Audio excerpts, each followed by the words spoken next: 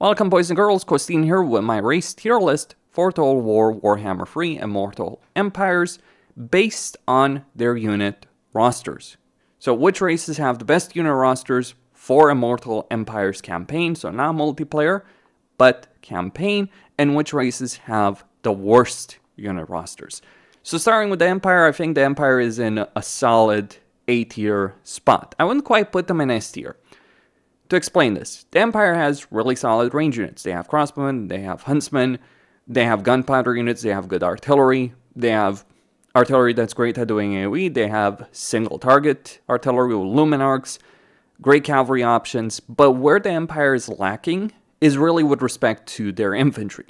Now in some cases, or quite a few cases, you can make up for certain deficiencies due to allied recruitment if you're playing certain races in the game. Or you can use Ogre mercenaries. But the problem with the Empire is they're lacking in infantry. Yes, Ogres can fill up that spot, Ogre mercenaries, but infantry is kind of like the core of an army. So if you're relying on allied recruitment or Ogre mercenaries to make up for the deficiencies that the Empire has in terms of their infantry roster, I don't think I can quite put them in S tier. To be sure, you can make it can work very well, but they're just not quite there in S tier. On the flip side, however, the Empire has pretty much an answer for almost everything.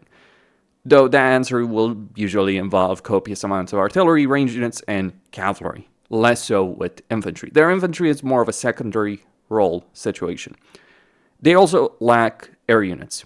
Then we have the Dwarves. The Dwarves are an S tier race.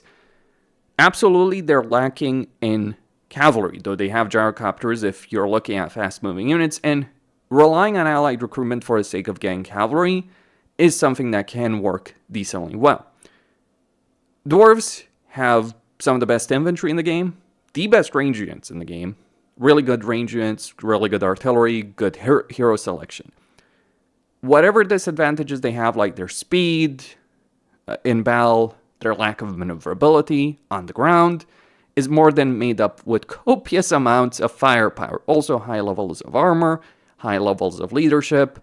The Dwarves will hold the line in a way that few other races can compare to in a campaign. And whatever deficiencies they have, they can make up fairly easily with respect to allied recruitment, though they don't have that many. Truth be told, though, Dwarves kind of break the game in battles right now, because the AI and battles are not really designed around the idea of aerial supremacy, which is what Dwarves have. Gyrocopters, brimstone guns, gyro bombers, and yes, even thunder barges, but really gyrocopters and gyro bombers give Dwarves aerial supremacy. They won't necessarily win aerial duels, but they'll use their air units to annihilate pretty much anything on the ground. Then we have Chaos Dwarves, also an S tier race. To be sure, a bit slow to build up. Absolutely, in terms of their campaign power, and there's various issues with regards to unit recruitment in a Chaos Dwarf campaign. However, Chaos Dwarves have probably one of the best freaking armies in the game, especially in a longer campaign, in the sense that you get so much individual unit power with the Hellforge upgrades. Once you start spamming Infernal Ironsworn and various monsters and artillery, you just win battles automatically. You might as well stop playing the campaign because you've won if you get to that stage. That is something of an issue, but one cannot dispute the fact that Chaos Dwarves have an incredibly powerful unit roster. I do think there needs to be a rebalance in terms of how Chaos Dwarves work in a campaign, because they're too slow and annoying to deal with early on when you're playing them. But once you do get that, that's like a nothing campaign, because you're just going to decimate everyone with ease. Then we have Kislev. Kislev is also an S tier race.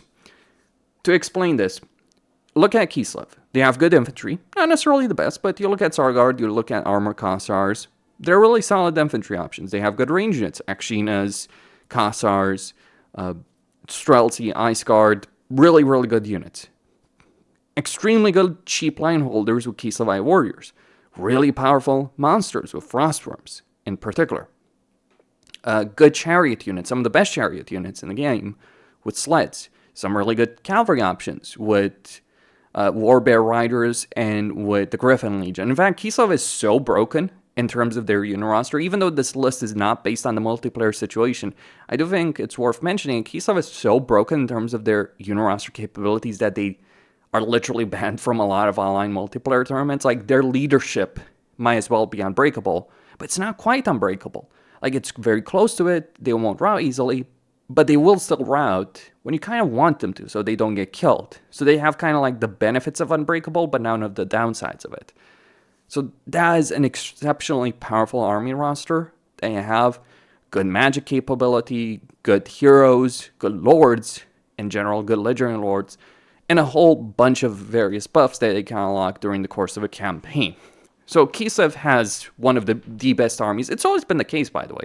Like, even before Shadows changed. Not quite, I probably would have put them A tier before Shadows changed, but when you look at Frostworms, when you look at Kislev Warriors, when you add Dakshinas, it is a pretty powerful army roster. And with the economy rework of Kislev, absolutely it's far more available in a campaign. The one downside that they have is that they don't really have many artillery options. Like, Little Groms are good artillery, but they're limited in how many you can get. But you can always rely on allied recruitment, and you have a bunch of allies. Like, you have Dwarves, you have the Empire, easily enough. And you can even get good relations with Cathay if you want. So if you want artillery options, which is really the only weakness you have, you can manage that. Well, flying units are also a problem for Kislev. They don't really have flying units, but they're so dominant on ground that they don't necessarily need it. Like, Chaos Dwarves have all kinds of range units, flying units, artillery. They do have that kind of capability. Kislev does lack in certain areas, but in certain ways, like, they're so dominant on ground that it's not even funny. Then we have Cathay. Where would I put Cathay in terms of their Uniroster situation? Well, if I were to talk about the Uniroster in isolation of everything else that happens in a campaign, I'd probably put them on the same side as the Empire. Like, lots of variety, lots of versatility, artillery, cavalry, infantry. Actually, they have better infantry than Empire. They don't quite have the same ridiculous nonsense that the Empire has in certain ways, especially in terms of cavalry. But on the flip side, they have much better infantry. However, from a practical standpoint, because of the pacing of Cathay campaigns, the unit tier requirements, the various annoyances that Cathay has, I'd probably put them a C tier. It's less of an issue with the roster itself in isolation. It's more so the way Cathay campaigns work. So your unit recruitment until you get to the like tier 4 is not especially good. You look at Jade Warriors, you're looking at crossbows, you're looking at Iron Hail Gunners and Grenadiers, and one artillery option tier 3. That is a solid core of units, but it's not really exceptional. Now, you might argue, well, doesn't that apply to a lot of other races? Not quite. Like, you look at Dwarves, they can get a whole bunch of units at tier 2, let alone tier 3. Same with Kislev, same with Chaos Dwarves, though unit capacity limits them. Same with the Empire. Cathay doesn't have that. And also, Cathay's growth is not really that great either in a campaign. So, and you have, like, units that should be tier 3 or tier 4 that are tier 5 in their campaign. Like, Longbow Riders should not be higher than tier 3. Jay Lancer should not be higher than tier 2, or tier 3, really. But those are the kind of problems that they're dealing with. Then we have Greenskins. So, Greenskins are an interesting thing. Like, it's difficult to quantify Greenskins, because their individual units are not necessarily the best. Like, if you're looking at Dwarves, if you're looking at Kislev, if you're looking at Chaos Dwarves, yeah, they have flat out better units individually. But Greenskins have mass. I don't think I would quite put Greenskins in S tier, though I think I would argue that practically they're kind of there, but it's more so because of the sheer mass of units they can get in a campaign. But they are fairly versatile. They have artillery, they have range units, they have infantry. And they have good cavalry and monstrous units. They are lacking in air power, and unlike Kislev, they don't dominate so easily on the ground with individual units. Kislev has, like, units that can hold their own against the legions of freaking chaos, which is saying a lot. Greenskins, I mean, you have Black Orcs and Stone Trolls, sure, but Black Orcs versus Chosen, Gray weapons, it's not really a contest. It's not necessarily a contest for Kislev either. Like, Kislev will lose that matchup. But then Kislev has an entire back line supporting that matchup, so that changes the things. I think like, Greenskins are fairly solid. I don't think that they necessarily have any weaknesses. It's just like they're more about mass of units as opposed to quality of units. So they work out, but I wouldn't say they're necessarily the best unit roster. Also, their resolve is not great, which is actually something that does matter quite a bit. Vampire counts. Also an A tier race, maybe a B tier. So you look at vampire counts, you look at Graveguard, you look at zombies, you look at skeletal spearmen, you look at the various monsters. Maybe a B tier, really, in terms of just the units. But it's also the lords and heroes that are leading those armies. So I think like vampires have a lot of different options for so many opportunities. The problem is their lack of range doesn't necessarily hurt them, but their lack of artillery and the lack of wall breaker units does hurt them. See what we will about Greenskins. They have good options in sieges. Vampires have like, well, I'll just send my lord and heroes to deal with that, which is not necessarily the best option in every situation. I think like in field battles, vampires are A tier. In terms of sieges, they go down quite a bit, and there's a lot of sieges, so I'm thinking vampire counts are going to be a B tier race. Beastmen. I'm not going to put them in F tier, though rightly so, they would deserve it. Like, you might think, oh, they have a bunch of good units that are freaking accessible for a lot of the campaign when it fucking matters. But even when you get them, you're looking at mainly a melee monstrous roster with some good infantry options. You're lacking ranged. You have fast-moving units, so that's not a problem. But they're not really the best. Like, Minotaurs are not the best infantry units or monstrous infantry units. The various monsters are really powerful. That is the focus, but I don't think... Yeah, Gorgons and Jabberslives are pretty strong, and Cygors, but yeah, you do have kind of a limitation. But, I mean, it works out from a campaign perspective. I don't think the Beastmen individual units are really strong. I think the Beastmen campaign mechanics make their armies seem a lot better than they actually are, because, like, you know, it's the ambush stances, the various campaign benefits. The army roster itself, I gotta say, it's like, feels limited. Like, how many versions of Tangors, Pestigors, and Korngors are we gonna get? Well, we're probably gonna get Slangors, or whatever the hell they're gonna be called. But still, I don't think Beastmen have a particularly great army roster in the game. Though, funnily enough, Beastmen actually have most of the stuff that they have on tabletop, except like one unit that may be added soon enough in the game. Depends if you believe the leaks or not. Then we have Bretonnia. Where to put Bretonnia? So, I wouldn't quite say they're an F tier race, because I think like F tier is just completely freaking redeemable. But I'm gonna be honest, they're really fucking close to that. So, to explain, Bretonnia has really crap infantry to the point that you might as well not have infantry, with the exception of like 2 units. Foot Squires and Battle Pilgrims, one of which is a tier 3 unit that is outclassed by tier 1 units in certain situations.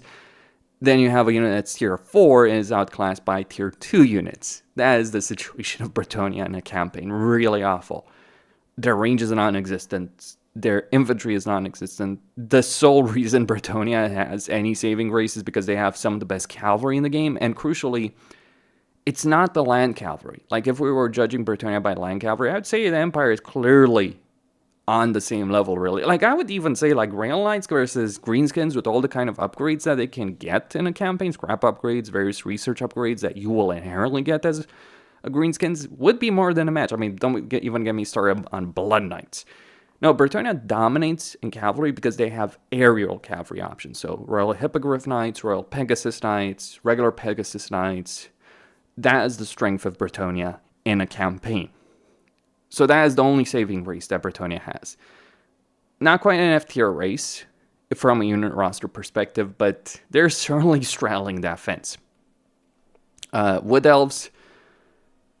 Okay. Where would I put Wood Elves? This is a good question.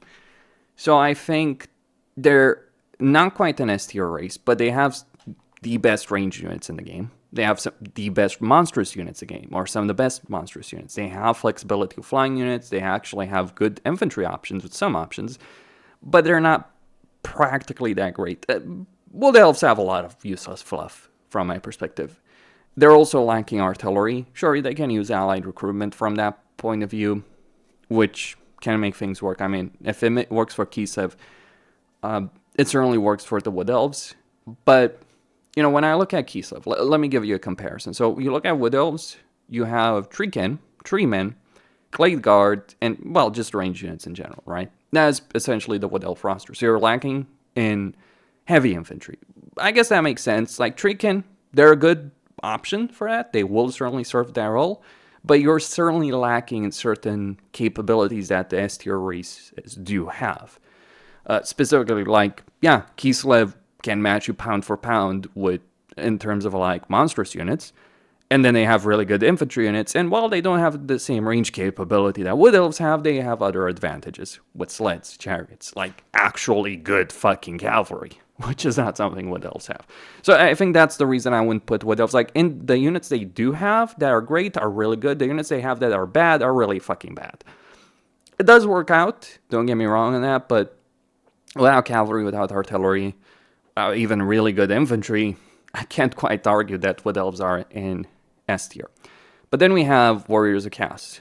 So Warriors of Chaos have some of the best fucking infantry in the game, some of the best cavalry in the game, some really good monsters. Not necessarily the best, but some really good monsters. Armor cast trolls are no joke. Dragon ogres are no joke. Exalted demons, we can talk about that. They also have demons. So they have those options. They also have some range options, though limited, but they also have some really solid artillery options. And here's the thing. Why does artillery matter? Artillery matters because sieges matter, right? Well, Warriors of Chaos are unique in the sense that you can break down walls very easily. Like, Chaos Dwarfs can do it as well with Conclave ability, which, yeah, I know, Chaos Dwarfs having that ability when Kislev doesn't is ridiculous, but still. You have Shatterstone, so you don't even need artillery. You have such a ridiculous army capability. If there's any weakness of the Warriors of Chaos, is that most of the demonic units are kind of fluff compared to the Warriors and Chosen, but they do work fucking well. Like, it's a wall of steel that will annihilate pretty much everything that stands in your path. Norska, well, Norska is irredeemable. Marauders are awful. Berserkers, decent enough in terms of damage, pretty bad in terms of survivability, especially against the range-centric factions. You're certainly going to be dealing with them. The only units that are good for Norska are Marauder Champions, Fenrir, and Trolls. The War Mammoths are too expensive to come too late to actually have an impact. They're good for what they are, but it's like saying Dwarves are great just because they have Thunder Barges. No, I don't really think Thunder Barges matter as much. And War Mammoths, to be blunt, are not a fucking Thunder Barge. So from my point of view, with Norska, a lot of their early stuff is really bad. The mid-game stuff is better, but you're far outclassed by a lot of the things you're dealing with. You can manage it, but you'll manage for other reasons, actually. Like with Norska, it kind of feels like 70% of your unit roster is kind of useless. And I think I'm being generous here to a certain extent. It can work, surprisingly. Norska is not the most painful fucking race to play, but still. Wood Elves. Next up, we have Wood Elves. I think, like, Wood Elves have some really good units, undeniably so. Like, their Spearmen and Archers are some of the best in the game. But their cavalry, not really that great. Their artillery is awful. Like, Eagle Claw bolt throwers are just flat out a throwaway unit. Yeah, you can manage it with allied recruitment. My issue with Wood Elves is more so that you look at White Lions, you look at most cavalry options, you look at a bunch of the units they have, and they just feel like fluff. You're very rarely in a situation in a Wood Elf campaign where you really care to recruit those other units. Partly because your baseline army is so strong. Sure, it works. But it does have some glaring weaknesses, right? Like, if I'm fighting Wood Elves, I know what to use against them to win against them. I think they lack, like, technically they have versatility, but practically they kind of don't.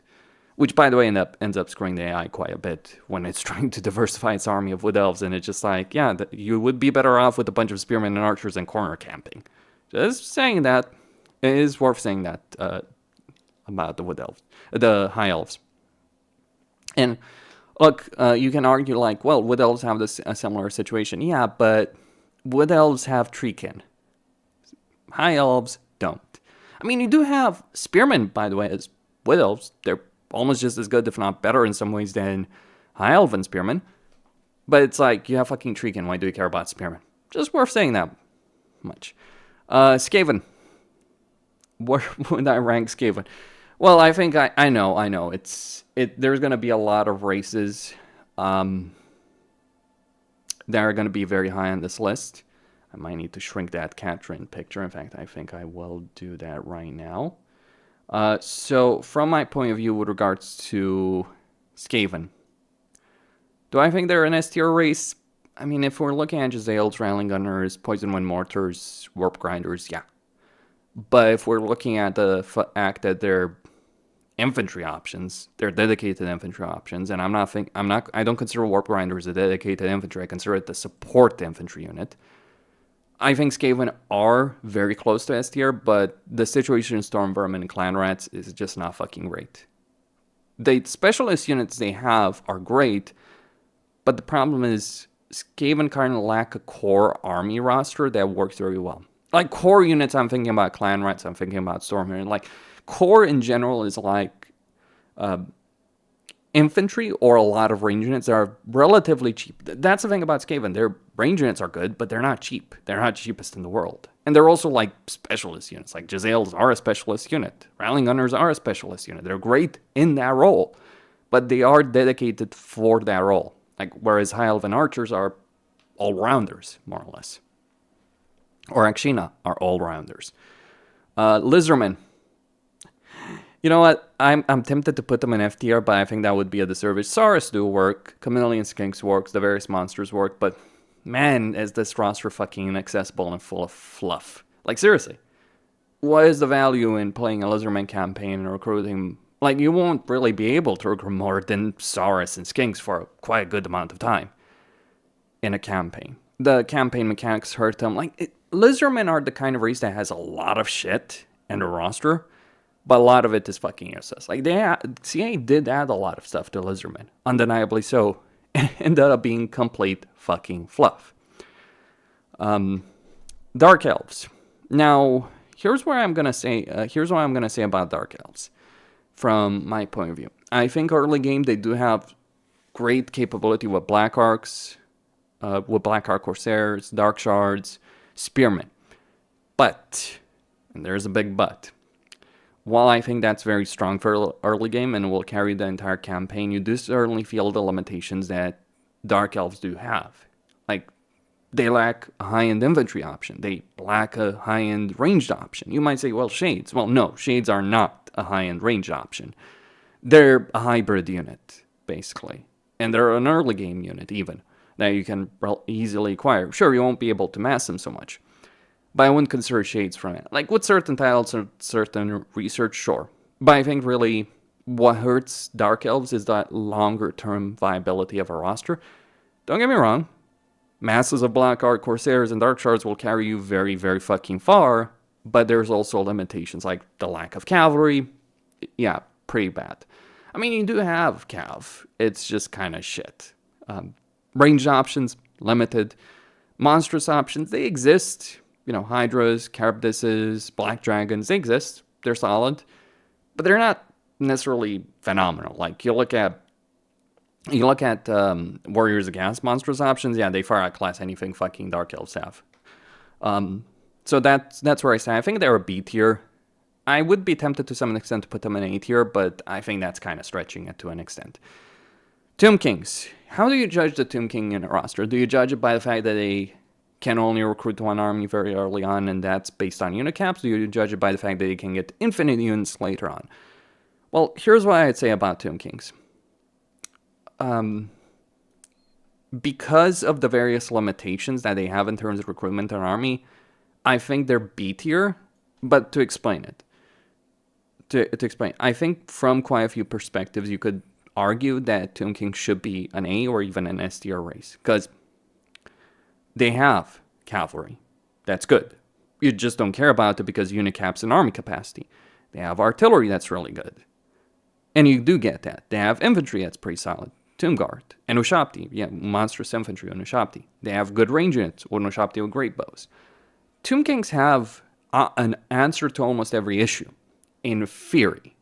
In practice, They get screwed a lot by all the systems that screw them over in the campaign. And by the time you've gotten over those systems, the army capacity, your recruitment capacity, all that hero situation, you're going to say that you don't care about your campaign because you could fuck around all you want and you'd still win in that campaign situation. So I think practically, Tomb Kings, I think it's even stretching them to put them in B tier, from my point of view. Then we have Vampire Coast. Yeah, absolutely an F tier race. The only thing that they have is some artillery options and monstrous units options, but I think like the entire baseline roster of the Vampire Coast, with the exception of a couple of units, are pretty worthless. And those units are really hard to get. Like Vampire Coast has when you're playing a Vampire Coast campaign, you might as well not have an army. You have heroes, lords, and an artillery train. And it's not even the best artillery. Because you look at Empire, you look at Cathay, you look at Dwarves, like you tell, like, yeah, Queen Bess dominates versus all the other artillery options, sure. Except that a Dradequake mortar would make scrap metal of a fucking Queen Bess, and you can only get one of those. So essentially, like, yeah, I don't really see Vampire Coast as being really good in an army roster. The way you make it work is various army buffs and all that, but there's other races that have that as well, that they can buff their armies to an extraordinary level. Like, let me put it like this. Vampire Coast can work because they get a bunch of Horde army benefits, which incidentally so do Dark Elves, but Dark Elves actually have fucking units worth of shit. Dwarves can also get faction-wide benefits, not just some Horde army benefits, but faction-wide benefits for all their armies, including nuclear weapons. So can Skaven with Ikiclaw. But their baseline units are really fucking good with Dwarves. So I would rather play a campaign with just hobgoblins in a Dwarf campaign than play a single Vampire Coast campaign ever again. That's how horrible a Coast is. We move on to Khorne. Yeah, S tier. Like, same benefits as Warriors of Chaos, more limited, sure. But you do have Chosen, you do have Wrathmongers, you do have Solar Beasts, you do have Minotars of Khorne, you have Great Cavalry, you have artillery. Skull Cannons are a pretty good artillery option, actually. You have Exalted, you have Bloodthirsters, so you have really, really good infantry. Pretty good artillery, all things considered, as well, with Skull Cannons. But yeah, I do think Khorne is just really damn good with what they have. You have casualty replenishment, support heroes, good lord options, you name it. Like, Khorne is a brutal faction to deal with. Then we go with Slaanesh. Slaanesh is F tier. The problem with Slaanesh, like, the only thing that keeps Slaanesh going is the fact they have Chaos Warriors, if you have Champions of Chaos, and I'm not giving fucking Slaanesh a benefit because they have the worst Chaos Warriors of any faction. See, you have Hell Scourges. Like, Tzeentch at least gets halberds. You don't have even that. You might say, well, you have some of the best cavalry in the game with Chaos Knights with Lances. Yeah, but Khorne Chaos Knights with Lances can probably give them a run for their money. But, okay, you have Devastating Flanker and all that benefits. Sure. But at the same time, so many units that Slaanesh has, except Chaos Warriors and Chaos Knights with Lances, are just fucking worthless. And I don't think a race is good just because they have two good units that were not even designed for them. They were designed for Warriors of Chaos and were added to Slaanesh. The actual Slaaneshi core roster as it exists in Warhammer 3 is one of the most miserable rosters in the game. On top of that, Slaanesh just doesn't work well in a campaign because they're one of the only races in the campaign, or I think the only race, that has no real way of increasing casualty replenishment, which ends up hurting them and making their army. Either you fight a bunch of manual battles, and even then you'll take more casualties than most other races, and you won't be able to recover from those. Or you make one-dimensional armies of Chaos Warriors and Chaos Knights, which obviously creates a bunch of weaknesses. Nurgle. I think with Nurgle, where would I put Nurgle? Realistically, Nurgle has not the best cavalry, but at least they do have cav options. And crucially, Nurgle has some of the best infantry in the game. So you do have Chaos Warriors, and Chaos Warriors with great weapons. They're extremely fucking durable in a Nurgle campaign. You can get a good auto resolve, but you can also have a good amount of army variety. Ogres of Nurgle, or Chaos Ogres, do work. Bile Trolls do work. toad dragons are really fucking scary. The one reason I'm not putting Nurgle higher, range options. Yeah, you have some flying options, some range options, but they're limited. You're more reliant on melee and magic, to be sure, compared to other races that have melee, magic, ranged, and artillery. Gonna point out, like Nurgle can have a good amount of strength, but it can also be hard countered. But it does work. The army roster is not really the problem. Nurgle, it's their campaign mechanics and how you acquire units are the problem. That limits Nurgle from my point of view. Tzeentch, where do I put Tzeentch? Well, it's a good question. I think they're pretty much a B tier as well. Like they have their weaknesses compared to Nurgle. Barrier is an annoyance. Actually, when I'm thinking about barrier and the issues it causes in a campaign because of how it affects casualty replenishment, even if you're not resolving, even if you're fighting every battle manually, it still will affect you. So that's an issue, which pushes you in the same way as Slaanesh towards, getting Chaos Warriors, Chaos Knights. Now, what is worth saying about Tzeentch, so I think I'm going to put them in C tier just because that issue that Nurgle doesn't have. But from my point of view, like, Tzeentch has similar issues from Nurgle, but it's just the worse, like, research tree situation, the lack of an overhaul to the economy, resource systems, etc. Yeah, Tzeentch is not in a great state. Like, they have a bunch of stuff that's supposedly good individually, but again, like, if you're being pushed in that direction, just get Chaos Warriors and getting Chaos Knights, that is not a good fucking unit roster. It's one-dimensional, can be countered. It's better than Slaanesh, because you do have Chaos Warriors with Halberds, you have Chosen with Halberds. You also have things like Changebringers that Slaanesh has no fucking answer to. And you do have some range options on that. So I don't think it's as horrible as Slaanesh, but it's like, you want to compare Tzeentch to Khorne? Like, you look at Khorne, you can have an army that, you're melee focused, you're literally focused on one thing, but you have a huge amount of variety, because you look at Khorne. Scholar Reapers play different than, you use them different than Chaos Warriors. You use Blood Crushers different than Chaos Knights. For instance, you use Minotaurs differently than most of the other units. You have a lot of different options that work very well. With Tzeentch, kind of feels one-dimensional, and not as bad as Slaanesh. Then we have the Demon Prince. No, the Demon Prince does not fucking exist. I'm sorry. I'm not gonna rate this faction. This faction does not exist. It's not worth a shit. Like, basically, the Demon Prince is all the worst of Chaos with some of the good of Chaos, but it's like, it doesn't even deserve an F tier, so I'm just gonna leave it there. Ogres. Interesting. So where would I put Ogres? Well, I think Ogres have really good infantry, monstrous infantry with Ogres. They have really good magic. They have really good healing. They have good artillery. They kind of lack in range. They lack in flying. And they can be hard countered, but at the same time, Ogres are really good as a race. So where would I put them? Well, I think, like, realistically, you look at Cav, you look at artillery, you look at ranged options. I do consider Lead Belchers more of a ranged unit than an artillery unit, but even with that consideration, yeah. But, like, Lead Belchers are an insanely powerful ranged unit. I think, like, Ogres are kind of S tier minus. Not quite full S tier, but I think they're more there than they are in A tier. I am tempted to put them in A tier because there are ways to hard counter them, and there's some issues with recruitment and all that. Especially recruitment duration that I think hurts them, but one can't argue. Ogres have a fucking powerful and good unit roster at the moment. Like, their economy works, their unit recruitment works. It is slow, but it is almost nigh on unstoppable.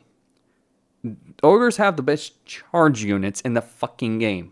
Like, you haven't played the game until you've seen an ogre charge against an army with full mass, supported by magic that really works well with that playstyle. And then supported by artillery behind them that's just going to annihilate everything that might still be standing after that charge. So yeah, Ogres do a really good job. So that's my perspective of the race rankings based on their unit rosters in Total War Warhammer 3. I know there will be some disagreements on this, but I did consider things like, okay, how easy it is to recruit units. Can I afford them? Is it a hassle? And I'm going to be vulnerable early on. Because if you just have a unit that's only go like at turn 80, then that's fucking meaningless from my perspective. In fact, that's a reason why you could argue Tomb Kings deserve an even lower spot on this list. But the units they do have are fucking strong. It's just various problems that they do have with them. Maybe a bit lacking in infantry until you consider fucking Yolosapien are an infantry unit. Well, monstrous infantry, but still. Questine signing out. Stay tuned for more.